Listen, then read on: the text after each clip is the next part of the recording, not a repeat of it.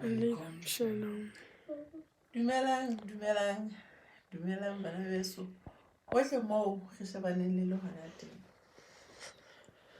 E boetse ke phirimana eo ka yona ka mehla e bang re ka malapeng ana a bo rona ho tshwara tshebeletso ya pele re tla robala.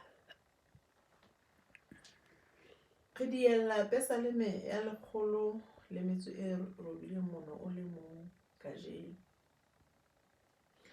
Maobane re ne re badile ho fella temaneng ya 20, mme ho tloha temaneng yana ya botshelela moo re neng re qala teng, re ile ra utlwa dithohako tsa batho bana ba ratang bobe,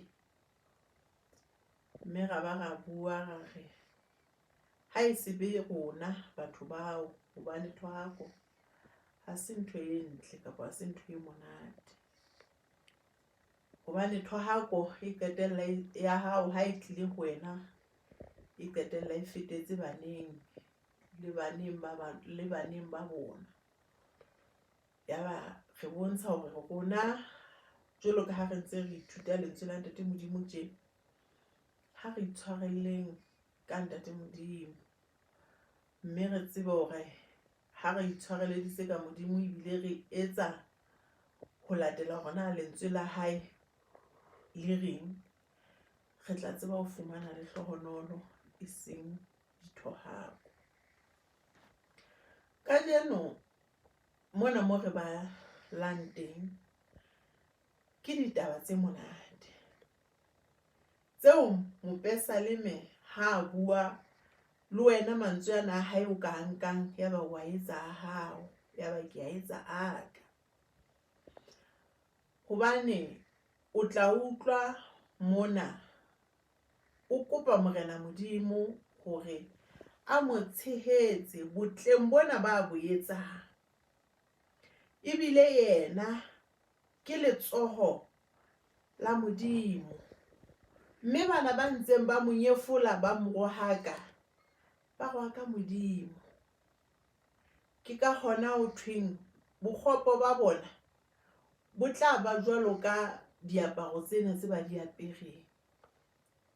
Bona ba nne ba rohakane, Modimo yena mosebetsi wa hae ke ho hlohonolofatsa. Mme motho ya etsang hantle a rohakua, Modimo wa mo hlohonolofatsa.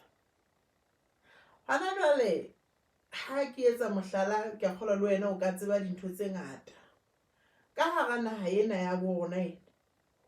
O tla fumana batho ba emeletse batho ba baholo, ba ba rohaka, ba ba neta ka ntho ena leane. Fela o fumana hore ke dintho tse siyo tseo motho yana enwa ya emeletsweng ka hore o etsa dintho tse tjena e seng dinnete, e leng taba fela ya hore ebe ba mo hloisa batho.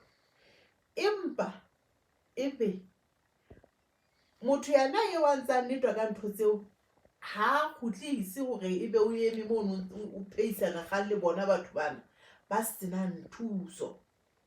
Yena o hahamalla pele o etsa botle, mme ha ntsa etsa botle, Modimo wa ntsa mo phamisa, o ntsa mo phamisa fela,